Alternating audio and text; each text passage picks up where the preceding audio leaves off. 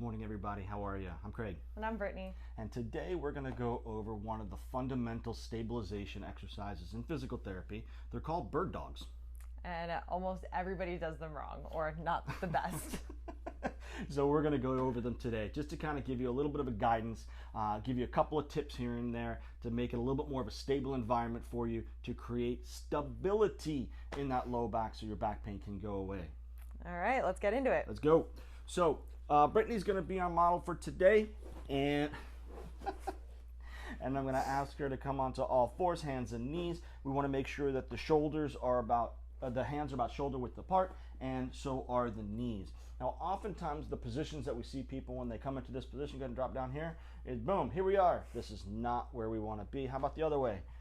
This is great for an exercise called the cat and camel when we increase our extension or our flexion in the spine. But what we're trying to do here is maintain neutral pelvis. How do we find neutral pelvis?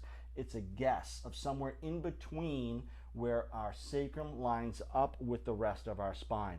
So go through that cat camel exercise, go into flexion and extension of your spine, and find that space where it is about right in the middle. So I'm going to let Brittany go ahead and find that space. Okay. And usually most people will find it in a little bit more of an extension. So I'm going to ask her just to pull her belly button up a little bit into her spine, and boom, there she is. Now notice what happened when she did that. She pulled her lats and her shoulders into it. Her hips fired a little bit more into it. So now she's in this very stable environment. So before we do any movement of the extremities, what I'm going to ask Brittany to do is, without moving her hands or her knees, is pull them towards each other. And that's an isometric contraction. And what's happening here is, Brittany, tell us what's going on. So I'm getting more stability by engaging those arms and legs in towards each other. I'm firing up the adductors inside the inner thighs, and then it's just keeping my body from being passive and lazy. It's bringing it more active and controlled. Right, and notice how long her neck is here. Her head isn't tucked down. It's not looking up. Everything here is slightly engaged. It's not maximally engaged, just a bit. So before we move into the bird dogs, which is both a leg and the opposite arm moving in opposite directions, let's try one extremity at a time. So with the right arm, this is the arm closest to you guys, I'm going to ask Brittany to slide it on the mat forward until it becomes off the mat and lifts. Notice how she's turned her thumb upward, and that creates some extra space in the shoulder. Everything is still pulling together. Notice how this is all still engaged. Come on, back down. And now let's do the left side. Slide the arm along. There we go. Now the key to this exercise is not the movement of the arm. It's the stability here. So if you can imagine a glass of water just right here in this low back, we don't want it to tilt in any direction. We want it to stay nice and stable. Now let's try a leg. What does that look like? Leg reaches out.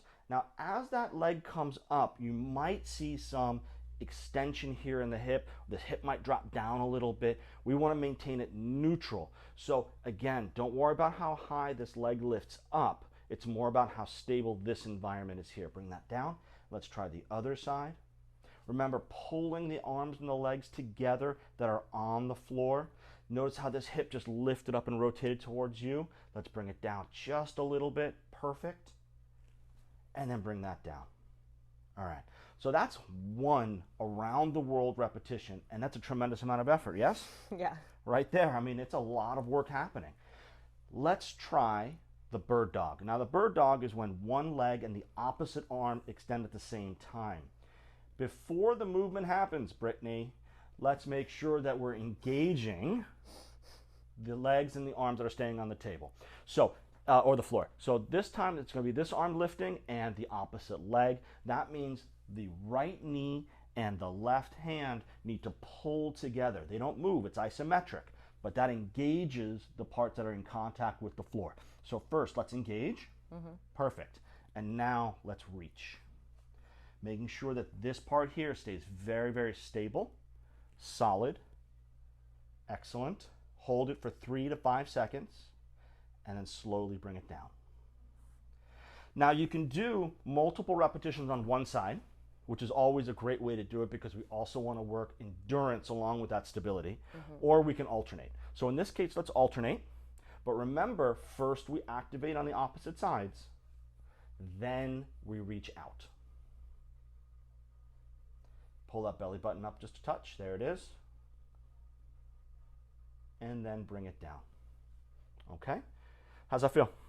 Good. So one of the things when I'm shifting my weight to go and lift anything up, I'm making sure that before I just go and reach, that I have that confidence in the weight and the two things that are still on the ground. So like Craig said, we're going to engage both directions towards each other, almost like we're drawing a diagonal. Then once I'm confident and stable, now I have less weight, and then I go to lift. And then there's no wobbling or funky movements once you get there because you waited and you went slow to get the stability first. And notice how slow Brittany moves through those movements. And that's what she's talking about, building the confidence in the neurological system of the body to make sure that stability is engaged. Remember, we need to create stability within the range of motion we have, and that's what prevents injury from occurring. If we go into an area of range of motion without stability, that's where we get those tweaks in the back. That's when we can pull some muscles. That's where injury occurs. And remember, continue to pull that belly button up. Remember having that glass of water on the low back, that imaginary glass, and we think lengthening taking place here. If you notice that your hip is turning out a lot or you're kind of losing this movement, think about turning your leg in and down towards the floor. Your hip bones and your shoulders are like headlights, so you want to keep them both facing down.